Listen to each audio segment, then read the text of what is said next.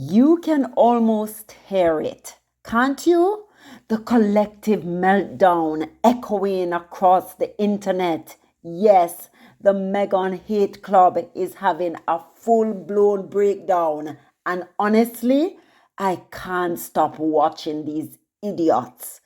It's been a spectacularly bad month for the Meghan Hate Industrial Complex.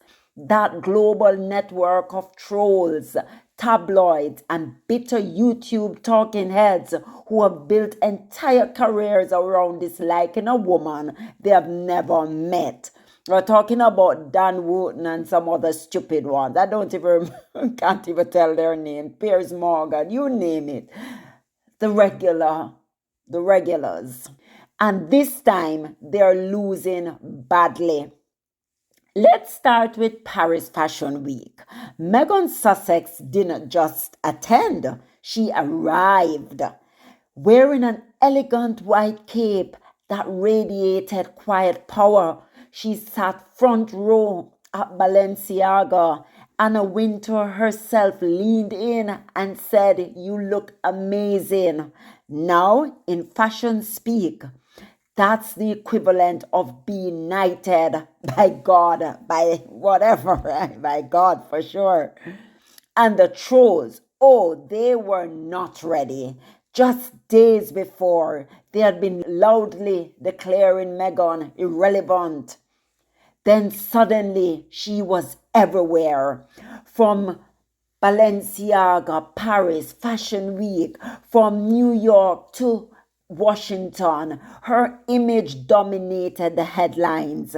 The irrelevant Duchess had just hijacked Fashion Week with grace, confidence, and couture. Then came the Project Healthy Minds Gala. Meghan and Prince Harry were honored as Humanitarians of the Year, a standing ovation, warm applause, heartfelt words about mental health, empathy, and leadership.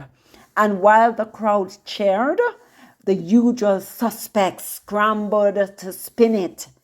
But you can't spin authenticity. You can't twist compassion. Meghan and Harry's work spoke for itself, louder than any hate blog ever could. And I was listening to this, Cat Williams, right? Cat Williams is so funny. So he was like saying, Cat Williams said, "You gotta be grateful you need haters," because he was saying that what are you complaining about? Haters' job is to hate. That's all they do. They hate. So you just have to understand that's who they are. There's nothing. Don't complain about it, because guess what? If 14 of them hate you, beg for another 16 to hate you, because guess what? While you're there shining and glowing, that's all they can do is hate. And then somebody wrote, "Let the haters hate. That's free promotion, baby." Like Cat Williams said, if you got 14 haters, aim for 16 by Friday. Their shade just adds to your spotlight. You weren't made to blend in. You were born to shine, strut, and stand out. So flip your hair, fix your crown, and walk past those noise like it's nothing. Haters don't pay your bills. So, well, they kind of pay your bills, because guess what? The more they hate, there's more money going in your pocket. That is a fact.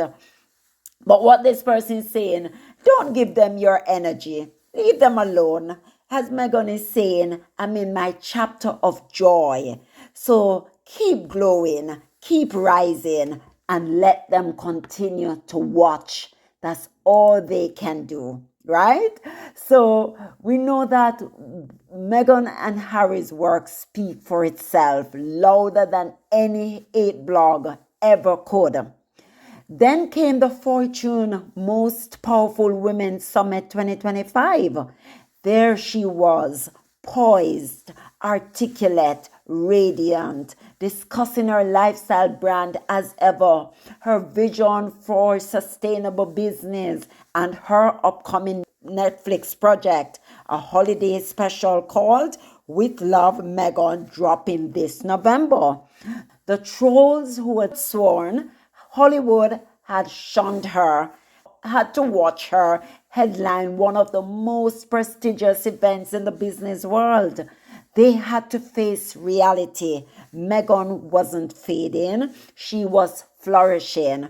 Her message was simple about purpose, creation, and building something that lasts. And honestly, that was brilliant. And then the cherry on top, the Signal Award, guys. It was just announced that Meghan's latest podcast, Confessions of a Female Founder, has officially won a Signal Award for business people shaping culture, taking home the gold.